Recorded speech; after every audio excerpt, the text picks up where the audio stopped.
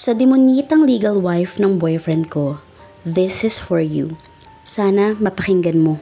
Hi mga mare! So for today's video, iba naman yung content natin. Hindi kasi lahat ng tao mahilig magbasa ng mahabang kwento. Kaya ako na yung magkikwento para sa inyo. And may nakita akong story online na feeling ko marami sa inyong makaka-relate. Hello po! Itago nyo na lang ako sa pangalang Rose. Pwede nyo po ba i-post to? Nasa negative side to pero gusto ko lang sana mag-rant at sana mabasa nung demonyitang legal wife. First of all, maayos ako nagtatrabaho dito sa bangko. Pero laging pumupunta ang asawa mo dito kung ano-ano ang ginagawa para magpapansin sa akin, okay? Nandyan yung magde-deposit ng tig 10K, 2 beses sa isang araw, o di kaya nagtatanong ng kung ano-ano. Kinukulit niya yung mga kasama ko na ibigay yung number ko. At dahil nga nahiya na lang ako, sabi ko, sige na nga, pagbigyan ko na lang siya sa isang date lang daw.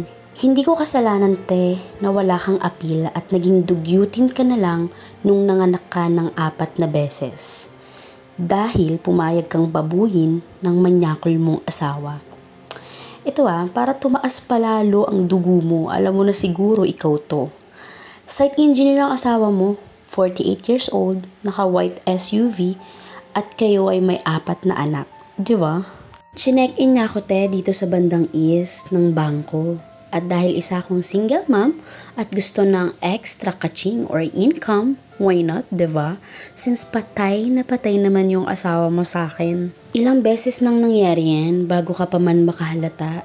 Nakailang rounds kami bago mo pa mahuli dahil isa kang loyal at tatanga-tangang housewife na walang stalking skills. Huwag mo ako bina-blackmail na ipopost mo ko dahil ikaw lang din ang masisira.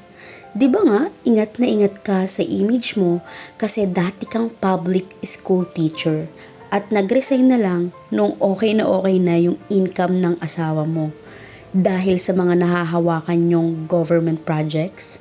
Te, ikaw lang ang mapapahiya, hindi ako, dahil salta lang naman ako dito. Pakisabihan mo yung asawa mo na tumigil na siyang kakasend ng kikiam niya, dahil baka maingganyo na naman ako. At magpaalam na naman yan sa'yo ng madaling araw. Sasabihin may problema, pero sa akin yan dumidiretso. Baka mabigyan na naman ako ng 5,000 to 10,000 sa 3 hours lang. While ikaw, super iyak dyan. Wawa ka naman te. Alam mo, advice ko sa'yo, magpaganda ka, ma'am. Mag-diet ka para naman ma-excite sa'yo yung asawa mo.